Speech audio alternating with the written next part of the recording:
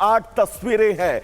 हरियाणा का सियासी दंगल, सभी 90 विधानसभा सीटों पर चुनाव, प्रधानमंत्री नरेंद्र मोदी का महाराष्ट्र का दौरा, आतंक के अंत को लेकर, नक्सलवाद के अंत को लेकर लगातार ऑपरेशन जारी है। छत्तीसगढ़ में अमेठी का दरिंदा चंदन वर्मा पुलिस की गिरफ्त में है। जबलपुर में स्कूल में एक छात्र ने दूसरे छात्र का मर्डर कर दिया, जिसके बाद लगातार पूरे इलाके में माहौल गर्म है। संजौली विवाद पर आज सुप्रीम सुनवाई होनी है। खामेनेई का इस्लाम कार्ड, जिस तरह से कल वो जनता के सामने आए और इस्लाम कार्ड खेला, तो वहीं बांग्लादेश में जन आक्रोश की हर एक तस्वीर हम आपको दिखाएंगे। तो ये वो 8 तस्वीरें हैं जिन पर आज हमारी नजरें बनी रहेंगी।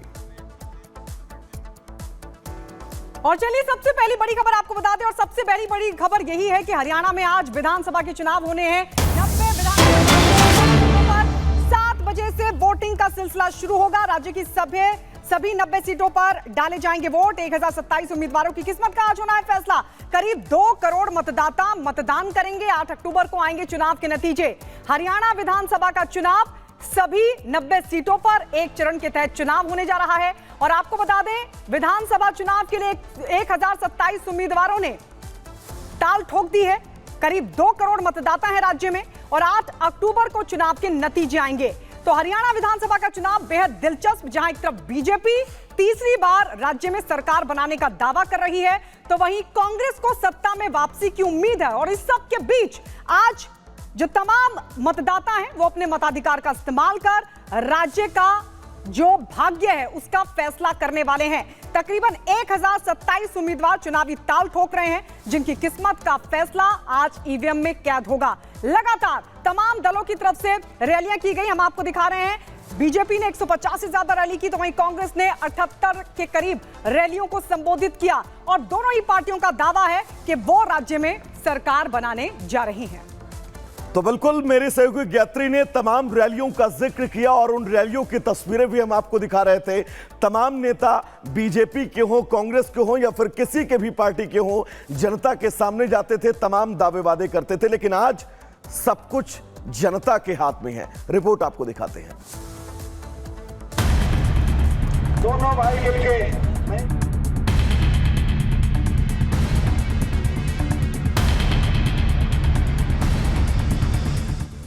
हरियाणा देश का वो सूबा जिसे शुद्ध देसी सियासत के लिए जाना जाता है। सियासी दलों के तमाम प्रयास, वादों और दामों के बाद अब बारी है जनता की, जब पार्टी और नेताओं की किस्मत ईवीएम में कैद होगी। प्रदेश की 90 सीटों पर जनता अपना फैसला ईवीएम में कैद कर देगी। चुनाव प्रचार थमने से पहले पार्टी और नेताओं का जोर शोर दोनों सुनाई दिए। वैसे इस बार चुनाव दंगल में मुख्य रूप से बीजेपी, कांग्रेस, आप, इनेलो और बसपा और जेजेपी आजाद समाज पार्टी शामिल हैं। सियासी दलों के साथ साथ नेताओं के लिए इम्तिहान की घड़ी है। किसके सर पर ताज सजेगा, ये जनता के मतदान के साथ ही ईवीएम में कैद हो जाएगा। आज सभी 90 सीटों पर वोटिंग। प्रत्याशियों की बात करें तो 1031 प्रत्याशी मैदान में हैं, जिसमें 101 महिला प्रत्याशी जबकि 464 निर्दलीय प्रत्याशी मैदान में हैं, जिसमें 20,632 मतदान केंद्र हैं। सुबह 7 बजे से शाम 6 बजे तक मतदान होना है। हरियाणा को जानना है तो उसके रीजन को जानना बेहद जरूरी है, जो किसी भी दल के जीत और हार की भूमिका निभाते हैं। हरियाणा में जाटलैंड, जाट सिख लैंड, अहीरवाल, अंबाला डिवीजन, मेवात और एनसीआर रीजन है। राज्य में मौजूदा समय में बीजेपी की सरकार है, जहां मुख्यमंत्री नायब सिंह सैनी हैं। इस बार बीजेपी जीत की हैट्रिक लगाने की उम्मीद में है, जबकि कांग्रेस 1 दशक बाद सत्ता में वापसी की उम्मीद लगाए है। बहरहाल आज के दंगल में किसका मंगल होगा, नतीजे 8 तारीख को सामने होंगे। Bureau report, Republic Bharat.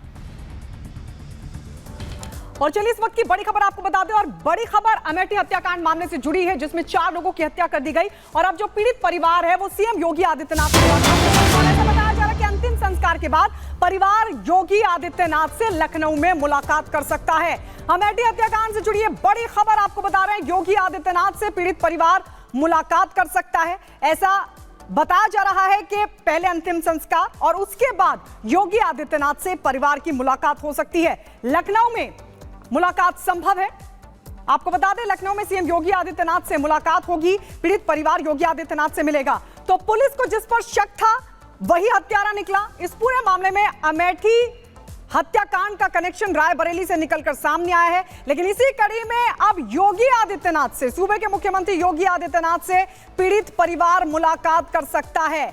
आपको जानकारी दे दें कि पीड़ित परिवार अंतिम संस्कार के बाद योगी आदित्यनाथ से कर सकता है मुलाकात।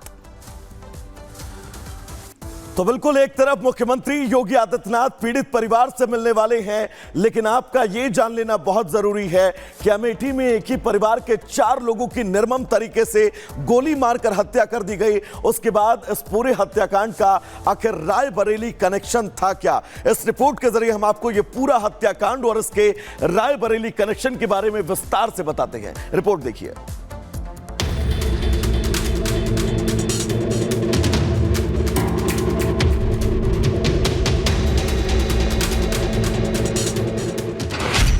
अमेठी हत्याकांड का रायबरेली कनेक्शन।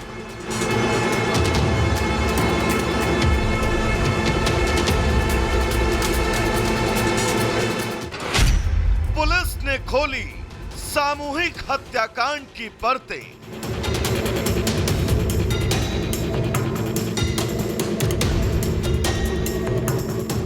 बीते दिनों अमेठी में एक ही परिवार के 4 लोगों को अज्ञात हमलावरों ने गोलियों से भूनकर मौत के घाट उतार दिया, जिसके बाद पुलिस लगातार इस पूरे मामले की छानबीन कर रही थी। पुलिस ने सबसे पहले हत्याकांड वाले घर पर साक्ष्य संकलन के बाद ताला जड़ दिया और हत्यारे की तलाश में जुट गई। मृतक परिवार मूल रूप से रायबरेली का रहने वाला था, इसीलिए पुलिस ने इस मामले में जांच का जब दायरा बढ़ाया तब एक और मामले का खुलासा हुआ। पुलिस को रायबरेली में छानबीन के दौरान एक मामले का पता चला। दरअसल ये मामला 18 अगस्त का था, जब मृतक महिला ने रायबरेली पुलिस को एक शिकायत दी थी, जिसमें उसने चंदन वर्मा नाम के एक शख्स पर छेड़खानी का मामला दर्ज करवाया था। मृतक महिला का ये तक कहना था कि अगर उसके या उसके परिवार को कुछ होता है तो उसका जिम्मेदार चंदन ही होगा। लेकिन रायबरेली पुलिस ने इस मामले को बहुत संजीदगी से नहीं लिया और जिसकी वजह रही कि ठीक 1.5 महीने बाद परिवार के 4 सदस्यों की हत्या कर दी गई। फिर क्या था, पुलिस ने चंदन वर्मा नाम के शख्स की तलाश तेज कर दी और हत्याकांड के अगले ही दिन शुक्रवार को दोपहर लगभग 2:40 पर जेवर टोल प्लाजा पर उस वक्त धर दबोचा जब वो दिल्ली भागने की फिराक में था। तस्वीरों में दिख रहा यही वो शख्स चंदन वर्मा है, जिसने पुलिस के सामने अपना गुनाह कबूल किया और ये भी बताया कि मृतक महिला के साथ उसका प्रेम प्रसंग भी था।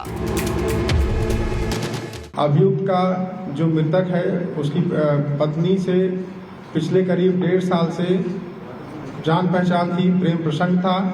वर्तमान समय में उसमें कुछ मनमुटाव आ गए थे। इसी मनमुटाव को लेकर वो तनाव में रहता था और उसी के चक्कर में उसके द्वारा ये विभत्स घटना कारित की गई। चंदन ने पुलिस को पूछताछ में ये तक बताया कि वह इस वारदात को अंजाम देने के बाद खुद को गोली मारना चाहता था।